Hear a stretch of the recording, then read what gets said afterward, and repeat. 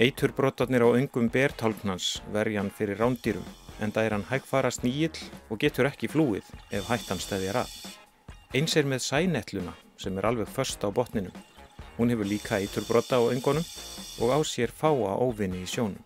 Sæfífillinn frændi hennar líka dýr sem enginn snertir. Sæfífillinn getur auk þess lokað sér þegar hættan steðjar að. Sá sem lengst til vinstri alveg lokaður en hægra megin einn sem hefur hálflokað sér.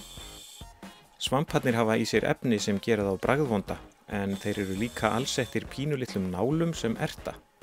Svo reyndar lítill matur í þeim. Þeir eru að mestu leyti illmeltanleg stoðgrind.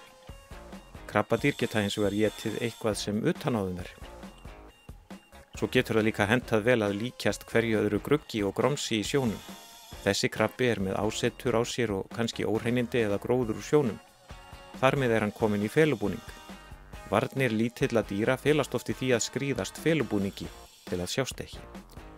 Öfugt við bertálkna og sænettlur til dæmis getur krabbinn hlaupið. Stundum best að geta hlaupið og forðað sér. Eða lokað sig inni í skel. Við sjáum hvernig neðri krabbinn leggur klærnar í opið á kuðungnum til að brynja sig. Sandskeljarnar grafa sig í drullu og eins sumir krabbar, eins og þessi kóngakrabbi hérna. Grafa sig niður í botnsetið. Þótt ekki lítið út fyrir það eru hér margar lífverur ofan í sandinum. Við sjáum hraukana eftir sandmaðkinn og hér eru líka aðrir burstaormar, kúfskel og krabbadýr. Af kúfskelinni sjáum við bara munninn eða opinn á henni.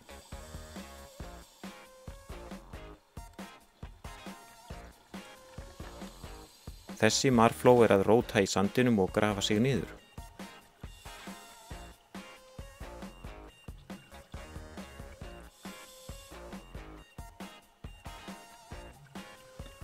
Hörpudiskurinn lokar sér og þar með vel varinn.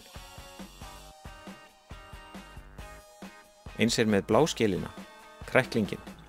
Nema steinbíturinn komi eða krossfiskurinn, þeir hafa búnað til að vinna á skeljónum. Í lífríkinu tekst á vörn og sókn.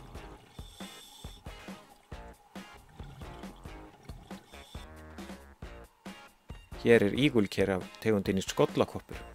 Ígulkerin hafa skel en líka broddana sína. Egg ígulkera eru gómsæti. Kafarinn þarf sérstakt lag til að opna skilina, hníf, góða hanska og jafnvel stein.